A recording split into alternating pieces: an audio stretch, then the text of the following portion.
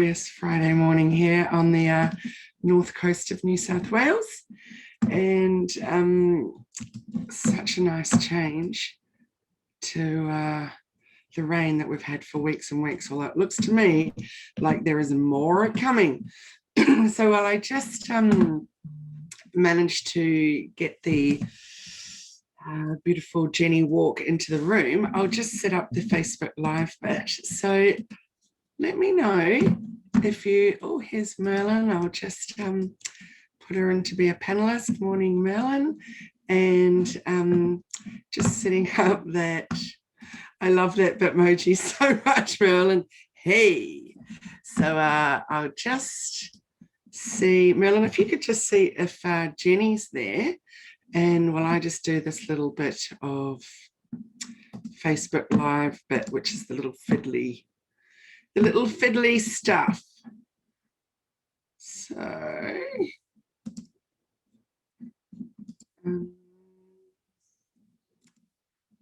home media. Yay, here is Jenni. Hang on a moment. There we go.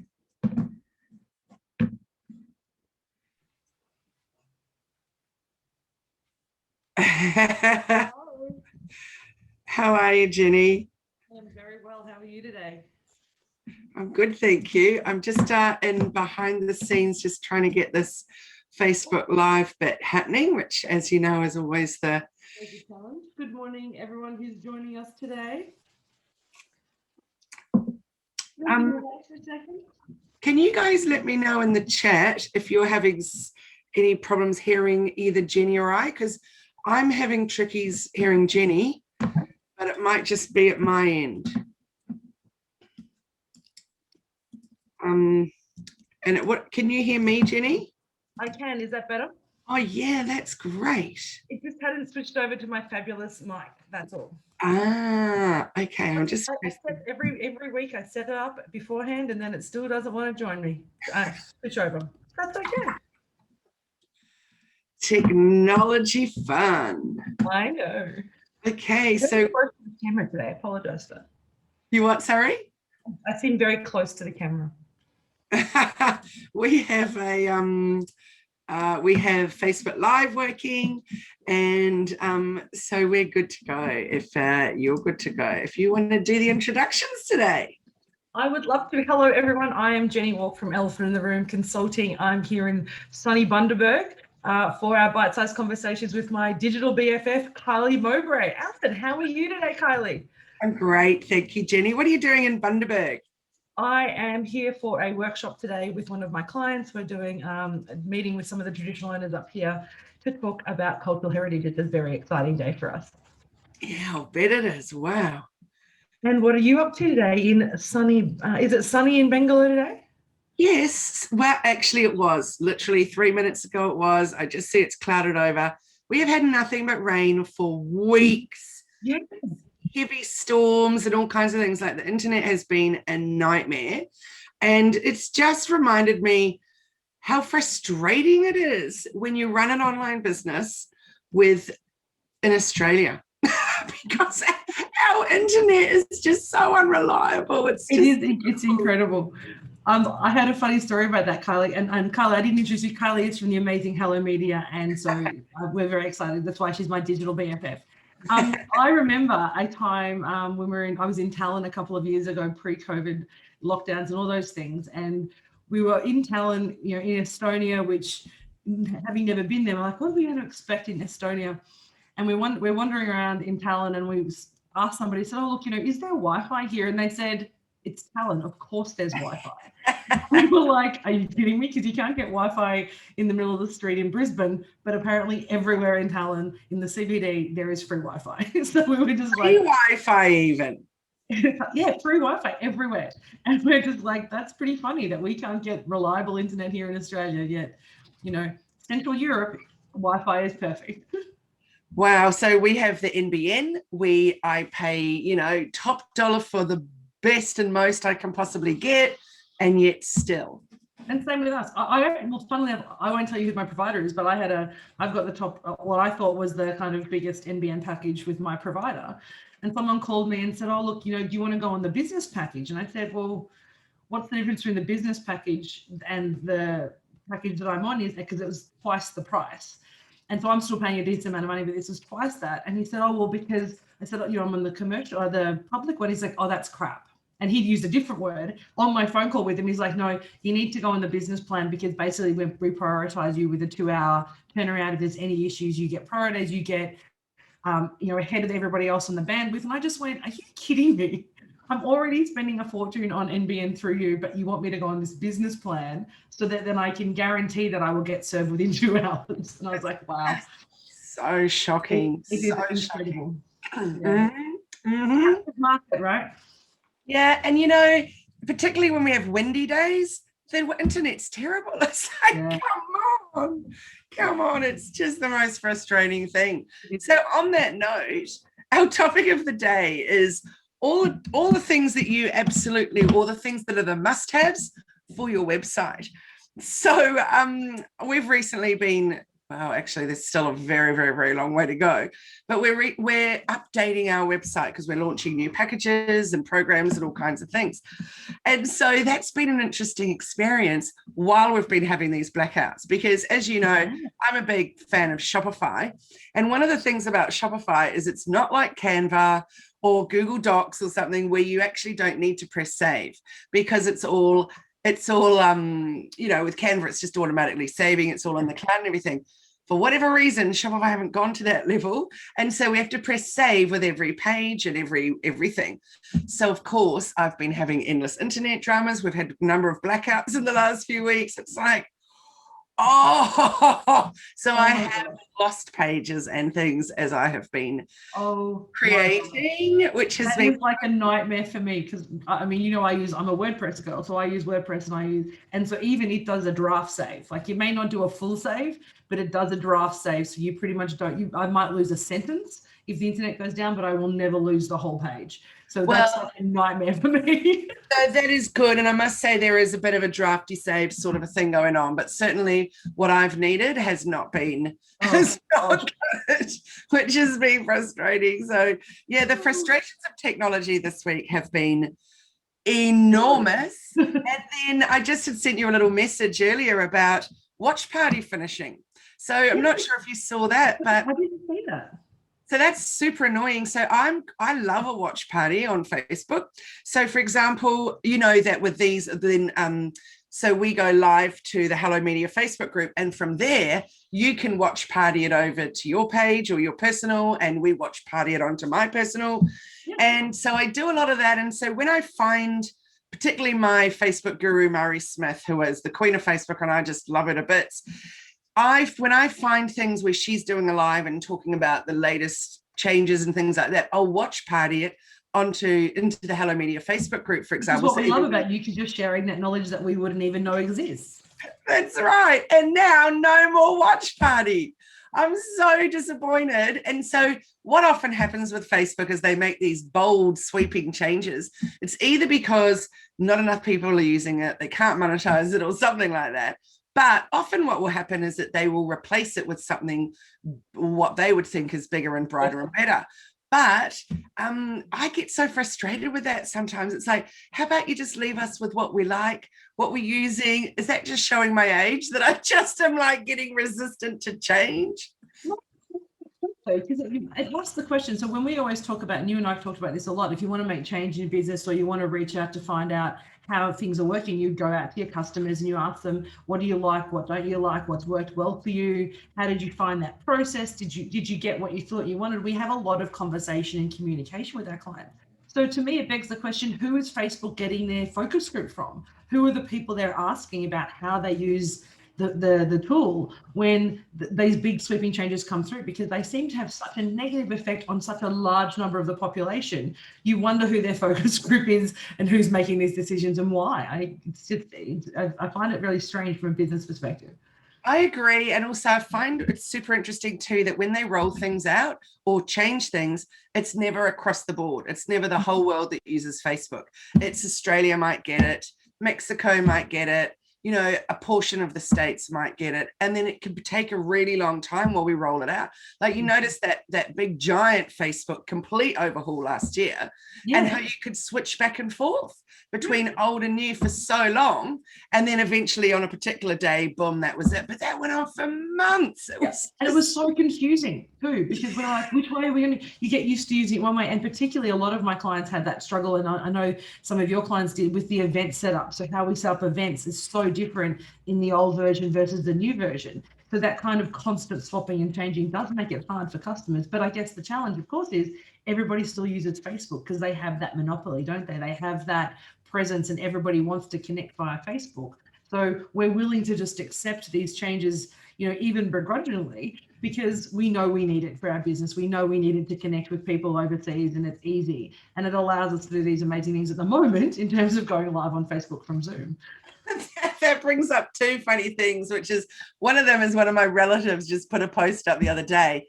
I hate that there are so many ads on Facebook. Aren't we all sick of the ads? Can't we tell them to get rid of them? And I was like, Facebook is a free platform, and therefore we have to expect some ads and be grateful that we have this free platform that we can still use for free, and whatever about the ads. And you can always change what ads you're seeing. You know, you could just do the little drop down and go, don't like this ad, don't show me this anymore. But then the other one is when you see in Facebook groups and people get all cranky and go, that's it, I'm leaving. I'm leaving Facebook. It's like you still see them there the next day having another whinge. Exactly. You're not leaving. You just like whinging. I find that classic. And so I completely agree. But today we're not talking about Facebook, although it sounds like we are. Today we're talking about them, and I'm so excited about this because you and I both play around with websites with our clients, and you're a Shopify fan, and I work on WordPress. But the best and most important things that we need for our website. Yeah. So I'm at the moment in the middle of a 3-day masterclass called Grow Your Website. So it's very, very small groups that do it, and we get together and the first session is all about your SEO. So actually I say 3 days, but it's 2 full days and 2 half days. So the first part is all about your SEO, which is such a big part of your website. And I have had people in the past say to me, why SEO first? I just want to get stuck in. I just want to create that website. But I'm like, whoa, baby, hang back, hold fire, get your keywords sorted. Because as soon as you've researched your keywords, then from your keywords, you can then name your images. Obviously, then after you've named your images, you're going to, optimize them for a great size. And my top tip of the day is a great little platform called Tiny PNG, which will resize your images for you so that you're not putting up a big fat image that's 3 megs. It'll resize it, reduce it by 80 or more %.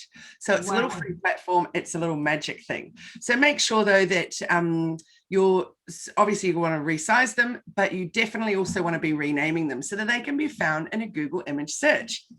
Obviously then, so that's the first thing you're going to do with your keywords. Second thing is that you're going to weave them through your content. So you don't really want to put a whole website up there and then go, ooh, forgot about the SEO. Oh, well, never mind. You actually really want to build it with your SEO in mind of what those keywords are going to be, which one will be focused on what page, et cetera, et cetera. Also thinking about your FAQs and your titles for your blog posts, because you want to be showing up in Google searches for those as well. So keywords, I believe, is the most important part of the planning process before you even go forward. And then you should never forget about the keywords after you're all finished. If you need to have a look at your keyword list and go, what keywords haven't I used lately, or what keywords should I be exploring that could, test them and research them and see what might be working for me better. How can I be found by my ideal audience, for example? The next one is, so I've talked about SEO and images, but then the next one is about your content. So when you're writing amazing copy, that's great, but has it got those keywords in there? And so important to remember that you're writing for people, not for Google. And you'll know when you see things with keyword stuffing going on, because it won't read well. It's not an easy thing to read. So you're going to get penalized for that. Google's not going to go, yes. They're going to go, oh, that's really, really not good. One other thing about the keyword with the content though also is that we have to remember when we're building a website, we're not building it for us. And so many times when I work with clients around their content, and when we do this in our content conversations that we have, is around making sure that you're writing for somebody else to read it, what they need and how we're going to connect with them. So it's not about showing that we're the expert and we're the best person in the world for this. In some respects, it's about telling them why they need us. And we might talk about our expertise, but we can't use our language and our jargon and our kind of things that people don't necessarily connect with yet because they don't know the problem exists. So for me, writing when you're doing it, yeah, we need those SEO and the keywords in there, but we also need to write for our clients, not for us. That is so true. And what we talked about a few weeks ago about selling and all of that. And so that what we try to do when they come to our website is we're trying to solve their problem. Correct. Yeah. So that's a really, really important part. So that comes into the homepage because, well, probably most people know this, but when people come to your website, you've got 3 seconds for you to be able to show them what it is that they're going to get when they stay. Let me just reword that. You've got 3 seconds when people come to your site for them to decide, am I going to stay or am I going to go? 3 seconds is not very long. And in fact, latest research shows you it's closer to 2.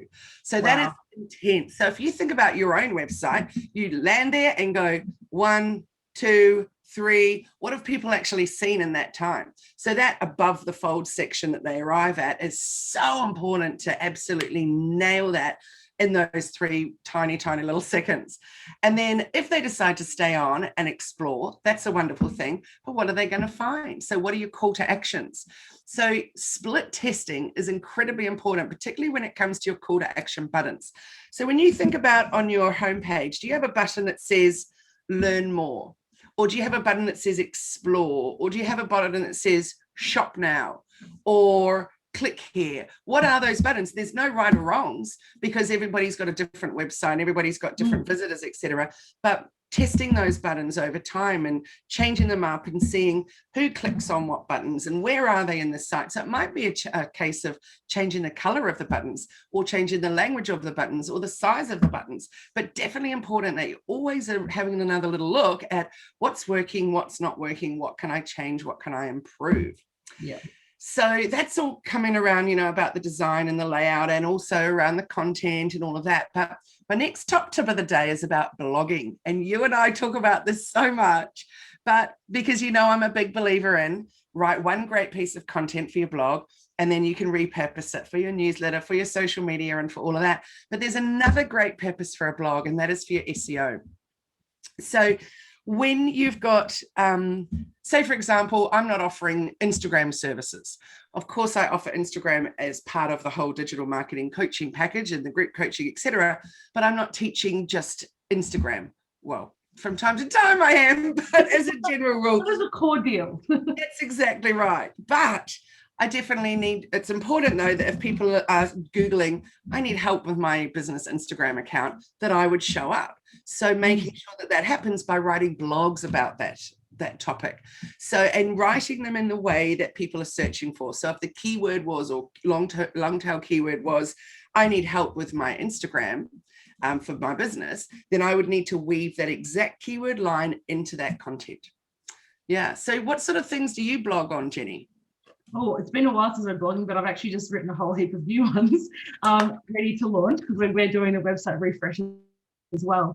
So for me, the things that I tend to blog on are around tips and strategies that people are challenged with. So how to overcome overwhelm, how to use their time more effectively, how to identify their pricing models, or how to structure their business so that it works for them. I've just written one on a conversation that we've had recently about that enough figure. So what is it that you're trying to achieve, and how do you develop your enough figure so you can structure your business in a way that allows you to do that in the best way for you?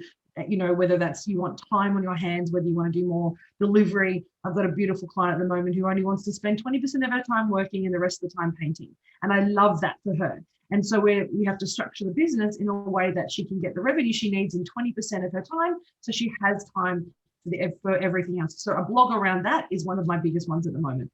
Yay, definitely let us know when that is live. That sounds like a super interesting one. I love it when you talk about money. That should be our topic of next week.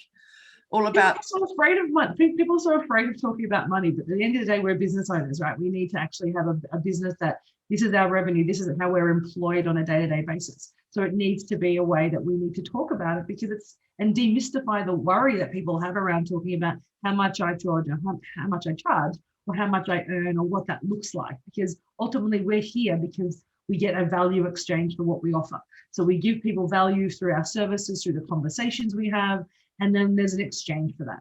So money is such an important topic. So yeah, let's happy to talk about that next week. Perfect. The big fat topic for next week is money. I love it. The other tip that I always want on my website is that About Us page. And this is the one actually Macy and my team and I have been spending a lot of time on this week, is that how we structure that About page. And I realized my About page, because I used to be very closed off about how much I shared about myself.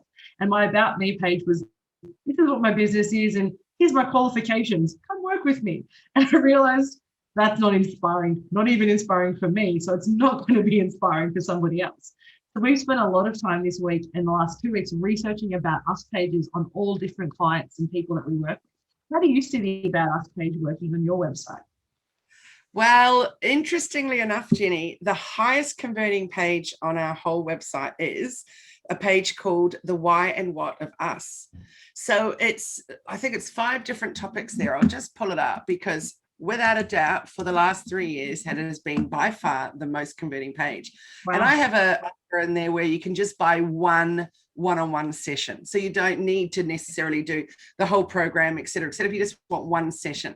So what happens a lot of times with that one session that people book is that it'll be, and sometimes they haven't done a discovery call, they have maybe been referred, or they might have seen me in a webinar or something, but boom, they just go ahead and buy that one-on-one, and then they'll send a little message, or they'll let me know in that call that it was your Why and What Us page, Why and What of Us page, that made me know I absolutely had to work with you. That's phenomenal. I'm always amazed by it. So the 5 topics that I've got in there is we stand for, we're against, we help people who, how we support, and why we do this. I love that you're using what we stand for and what we stand against. That makes me so happy.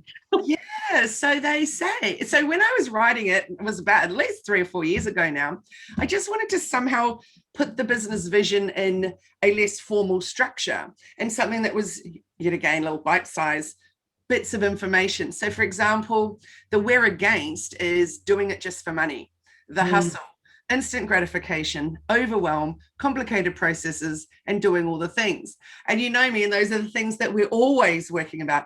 And one of the things I think that is the big one that really stands out for people is the hustle, because everything in this digital age is about the hustle. Yeah. And there's memes written about it. If you're not hustling, then you've got no business, and all of that. And I hate the hustle. I hate the hustle in my everyday life and my personal world, my business world, everything. So when somebody comes to me and they're all about, they need instant gratification and they need the hustle, then I'm not the right person for them to be working for, because this whole digital marketing game, or the business game in general, is a really long, slow burn. Like nobody's going to get instant success overnight unless you are Flow Hive, who, had some extraordinary overnight success, but then that completely overwhelmed them. And then somehow they had to, figure out where to go with phenomenal overnight success. So yeah, that slow burn is so, so important. And it's a funny conversation around when you're talking about, or not funny, but I love that conversation around that hustle versus planful approach. Because yes, you can hustle if money is your driver, and there's no, if money is your driver, then that's awesome. Let's build a business that's going to give you the max amount of revenue. But there's a point in time where that starts to actually wear thin, and people do want to have purpose in their life. And the research that I've been doing a lot of lately is around that movement towards purpose, and people wanting not just to do it for the money. In fact, I was having a conversation this morning with a colleague who's saying, great carpenter who's to say he's 57, he could work 60 hours a week, 80 hours a week, and get every hour booked. But he's decided he wants to earn just enough to cover his bills, a little bit extra, and then he wants to go fishing the rest of the time. And I love that for him, because it gives him this opportunity, and he's creating his business around what his purpose is. And I think people are wanting to connect that more and more. And it's not just about earning millions of dollars. It's not just about converting and having this huge bank account, although that sounds nice for sometimes. But really, I like that balance. I like saying, why am I doing this? And I love that idea of what I stand for and against, because that people resonate with that so strongly. Yeah, absolutely. So the About Us page, I've split that into 3 on our website. So we have the About Kylie, we have about the team, and then we have what we stand for, you know, the why and what of us. But then we also have another page which is all about how we pay it forward. So the different, my husband and I run a not-for-profit on the side, and other little bits and pieces where we do voluntary work, etc. Because I think that also is a big part of deciding who you want to work for, who you want to work with, is knowing what else they do out there that's for the greater good. So it's not just about, you know, the next holiday for ourselves. It's also about how we're helping others. So that's an important thing. So I'm not saying that's what everybody needs to do, but certainly thinking about what are the parts of you behind the scenes that is really important, that will help people to resonate with you or decide they want to buy from you or work with you. What is it that you want to share? Yeah. And that's what people find, you know, if they're coming off a discovery call or they've seen us at an event like this, they've listened to the podcast or they've watched the Facebook Live or seen a post. They're coming to your website to get more information about you, to decide whether they're going to trust or like you, to decide whether you can provide them the services. So we've talked about that homepage and call to action and SEO and the blogs. We've talked about us. What's another page that you think is really important on your website? It's actually not a page. It's not a page. It's your social media icons. So that, because you'll be amazed, Jenni, when you actually start looking for those, how often you can't find them.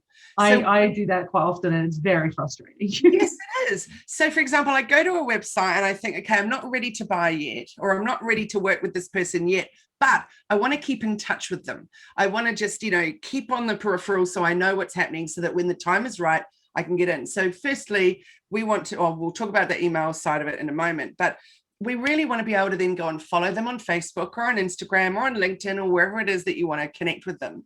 And when you can't find those icons, you just assume they don't have any.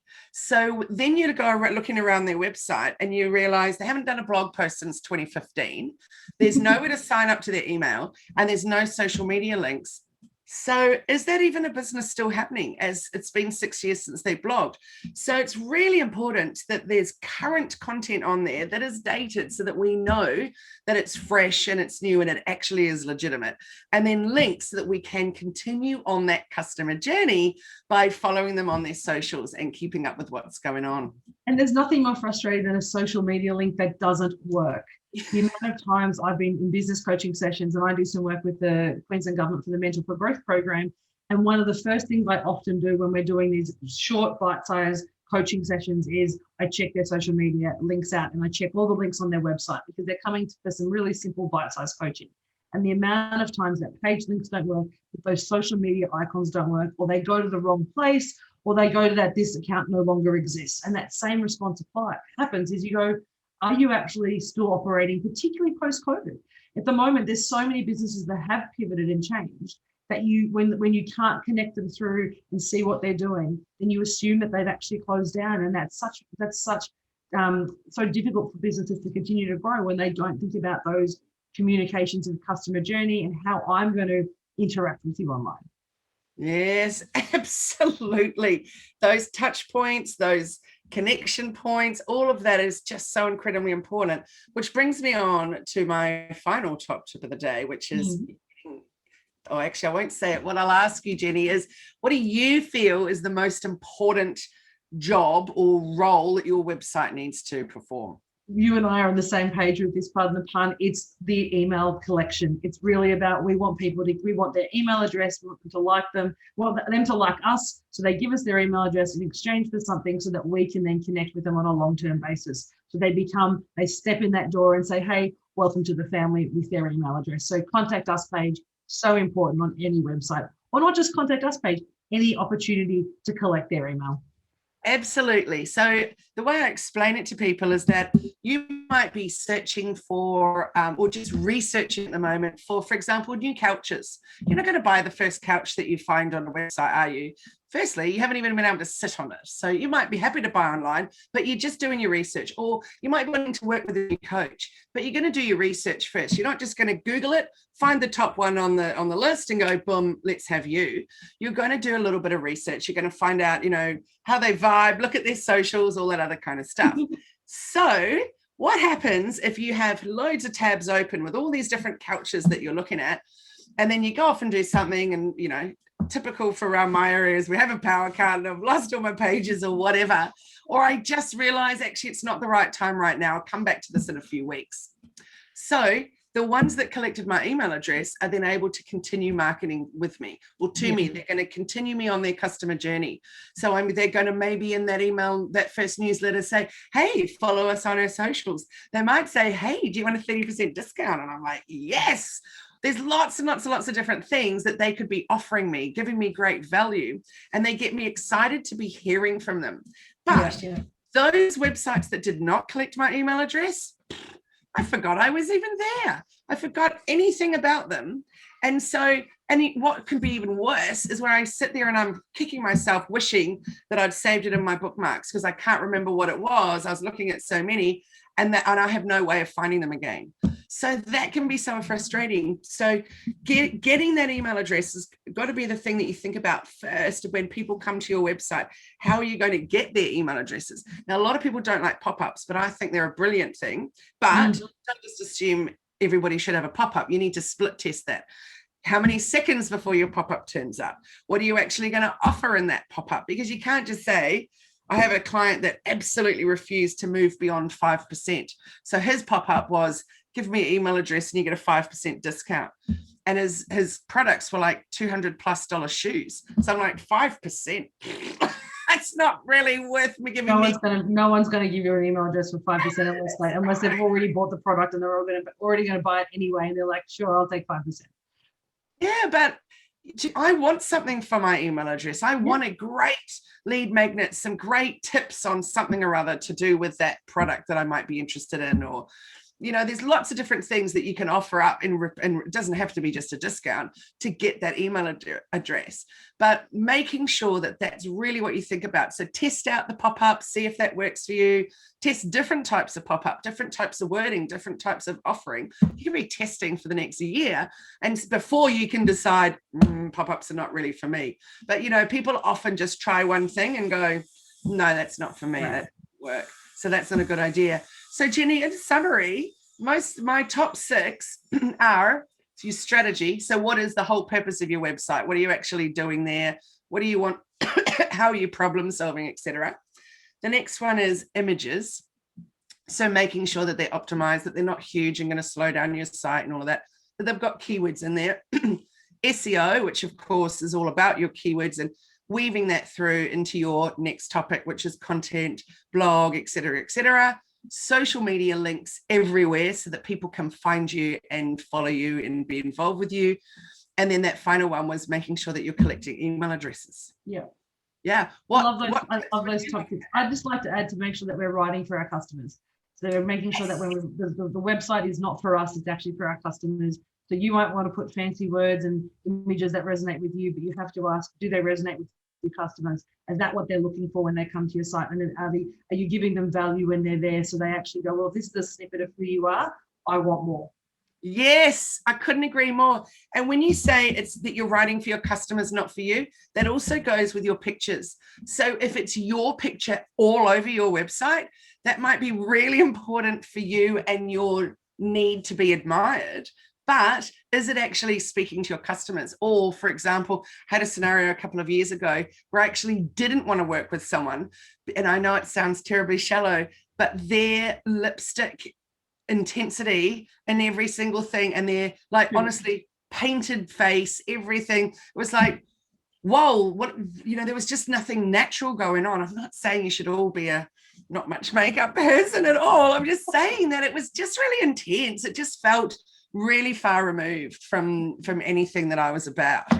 And I've been having that conversation with my team, particularly Macy, who's like, we need some photos, because I think at one point I had one photo of me. So people, in fact, at one point I had no photos of me on my website, and it was like, they need to at least see you a little bit, just so that they know when you talk to them on the Zoom that that's the person that was supposed to be on the Zoom. Yeah. So we're like, okay, so we need to put some photos. So, you know, there's that balance of, if you want it to be, because it's not about, and you know, we talk about this, my coaching and what you do is not about us. It's about what we can offer and what the value we give to people. That's why people work with us.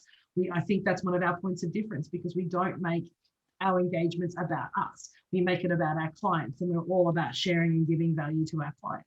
So that's been my biggest struggle, is how do we balance those images and show up in that way, particularly from a visual perspective, because I'm not a huge, like, let's plaster my photo across the website. That's like a nightmare for me.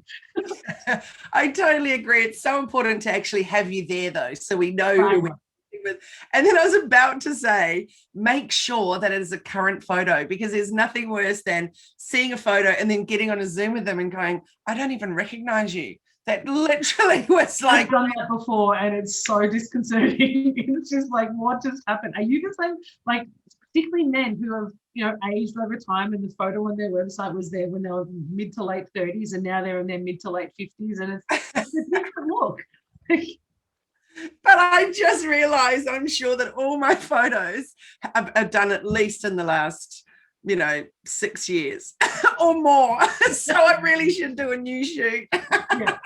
Maybe that's what. Maybe we can talk in the next couple of weeks. We talk about money next week. In the next couple of weeks, we'll talk about images and selection of images and how you show up. I think that would be a really valuable. Yes, absolutely. And the photographer that I've been using for maybe 13 years, so in both of my businesses, and I'm always sending clients to her and stuff. She's only 20 minutes from me, and people literally will come up from Sydney to have a shoot with her. She's just extraordinary. I think I might need her phone number. Yeah, she's just beautiful. And she doesn't sit with you in a room doing it. Like, she'll take you to secret spots at a certain beach or somewhere like that. And I had this shoot with her, and I just thought it was dreadful. Like, I just felt so shabby. And then I saw the photos. So obviously she saw something completely different. I know. I saw the photos. I was like, wow, that's amazing. She just has a magical way with light that is just absolutely beautiful. So I've really learned a lot of tips over the years about that.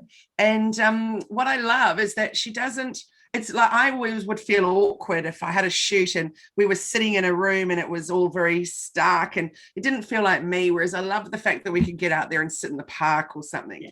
That just that feels immediately a little more natural. So that's a good one, Jenni. We should do that in a few weeks. That sounds cool. Thank you. I've learned so much. I'm sitting here thinking, do I have these 5 tips, and going through them? And I think my team and I will be in the next day or two making sure we've ticked these boxes, particularly that tiny PNG. I think that's a great tip. I've used a couple of other image reducers, and I'm just not, or image optimizers, sorry, as they call them, and not as entirely happy with them. But I'm loving that idea of tiny PNG as a way of making sure, because there's nothing worse than having a beautiful image that takes 7 minutes to load. So it's like, I don't have that time. It's not up there when I'm there. It's like, what am I waiting for? What you can do with your team is to then, we do it from time to time, is that, like, particularly when I'm creating new pages or new product pages that I'm rushing, I'm not putting them through tiny PNG. I'm not correctly naming them because I'm literally rushing, but I know I'll come back to it. So what we'll do from time to time is just get in there, just, pull the images through and replace those images, make sure they're named and that they have been resized, which is great tip. Cool. I have learned so much from you today, Kylie. This has been awesome. I hope that people watching and listening later on the podcast are going to get so much value out of this, because these tips will actually change the way you can convert on your website, change the impact you have. And that's what it's about. The website is about getting people to engage with you and either buy your product or connect with you through an email or through some lead magnet. So such important tips that we've had today. So thank you for that. Thank you. So the next stage of the masterclass is actually then how to drive that traffic to your website, which of course is all around your digital marketing stuff. And then the final session, which is a perfect place for us to end today, is then when that traffic comes to you, how are you going to convert them? So that comes back to that split testing and all of that, making sure that website is actually performing, because you might have a beautiful looking site or you might have amazing socials, but when they get to that site, are they actually then doing what it is that you're wanting them to do? Yeah, such an important topic. So maybe we'll talk about, there's lots of topics I think we're going to be talking about in the next 2 or 3 weeks, I feel like. So we might be doing some brainstorming about how we're going to pull these topics out for future bite-sized chats, I think. Yeah, lovely. So Jenni, how can everybody get in touch with you and work with you and follow you? Follow me. Easiest way to follow me is through my socials. So at EllisInTheRoomAU on Instagram and Facebook. I'm also on LinkedIn at Jenni Walke, or you can come to the website, eitrconsulting.com. Great. So and what about you, Kylie? hellomedia.team for the website and for Instagram, and hellomedia.dreamteam for Facebook. And of course, my Facebook group, Hello Media, and our YouTube channel, which has just been growing super fast, which is amazing. And that is also Hello Media Team. So next week, I'm excited, Jenni, we'll be talking about the topic of money, and perhaps we can also talk about how you price. So yes. I love to talk about pricing of products and how you work out all of that, but it would be great also to talk about how you price yourself if you're a service-based business, and how you work that out. It's actually one of my favorite topics, not because not because of the money piece, but because it actually helps people establish and structure a business that works for them. When they get that pricing model right, it changes the way they deliver their service, it changes the way they can show up, and it also gives them back so much time and structure, and helps them build the structure for their business. I couldn't agree more. And so often I feel that when people price correctly and they're actually paying themselves what they're worth, they actually sell a whole lot more. 100%. And there's a whole lot of research and proof around that, which I might actually need to pull out so we can share that around that. So people who are a little bit skeptical about the pricing, because pricing is changes. Sorry, I'm getting all excited. You can see. So pricing actually signals to the market who you are. It signals to the market in terms of the value that you can offer. And so depending on where you price and how you price, it actually changes the interactions that people have with you. How you price stack, how you discount, or what value you offer are all massive issues in terms of how you build and grow your business. So pricing strategy is what we like to call it, is really important for business success. Yeah, and Jenni, I think I've told you this before, but I always have a chuckle about it when I remember is that years and years ago when I was first asked to do some coaching with a business, and they said, how much do you charge? And I said, 30. And they went, 30 what? I said, $30. And they were like, for 10 minutes? And I went, no, for an hour. And they went, and what about travel time for you to come out to us? And I went, oh, that's included. Wow. I get this, they didn't book me. No, and I was like, was I too expensive? It was terrible. Anyway, I sat back and I was like, right, I've got to really work this through. Changed it. They got in touch a year later. At that point, I'd changed it to 150, and they were like, yeah, let's just take 10 of those hours. We'll pay for them up front. And I was like, whoa. It makes a huge difference. Yeah, it absolutely does. So I'm looking forward to that chat. Yeah, know your value. That's the important thing. And know your product's value. So Jenni, I really look forward to that. And thanks for being with me here today. Thank you very much. I'm loving your bite-sized conversations. Make sure you check out our podcast and the YouTube channels, which we both have, and connect with us on our Facebook groups. That's what we're here for, is to connect and share with you. So reach out with some questions if you have any. And we look forward to chatting to you next week. Yay. Thanks, Jenni. Have a great weekend. Have a great weekend. Bye, everyone. Bye.